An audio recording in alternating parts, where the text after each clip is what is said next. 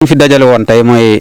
dañ ñëwoon Ngilo tey ci bésu ajjuma bu sell bi pour commencer waat beneen liggéey boo xamante ne bokkoon na ci programme bu Nourul Houda tëraloon muy projet boo xam ne avant ñuy dem ci gàmmu lañ ko lancé woon mu toll na woon ci 11 450 000 projet bi nag ci biir projet bi amoon na construction magasin muy tabax benn magasin bu mag boo xamante ne matériel yi ñuy jënd foofu lañ koy denc donc ci liggéey boobu lañ continuer woon tey ñëw tey Ngilo ci ndigalu kilifa yi pour que ñu commencé waat liggéey boobu ñu teg xeer bu njëkk bi tey ñu fas yéene comme niñ ko daan defee ci projet Nourul Houda yi bëri yi jàll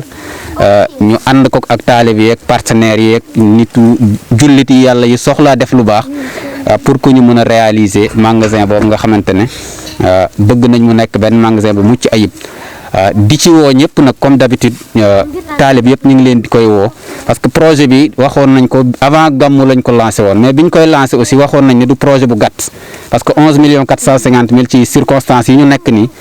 mënoo xëy dajale ko moo tax boobu ba léegi ak contexte bi réew mi nekk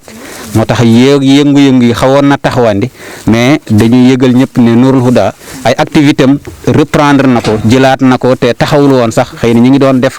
ay ndaje yu ndaw moo tax tey aussi niñ ko gisee dajalewuñ mbooloo comme niñ daan def tegu xeer yu bëri ndax jamono ji moo ko laajul ñu profité ci julli ajjuma bi kilifa yi tegal ñu xeer bi ñu commencé waat liggéey bi ñu ngi wax ñëpp rek ne nañ continuer def nañ daan def indi seen ay participation comme niñ ko fixé woon avant que gàmmu gi ñëw góoru 5000 jigéen 3000 pour que ñu mën a réaliser encore projet boobu nga xamante ne chaque fois rek bu ñu yëkkatee projet Nourul Houda li muy bëgg mooy ci diir bu gàtt mu pare lool dem ci beneen étape. am nañ ay numéro parce que am nañ compte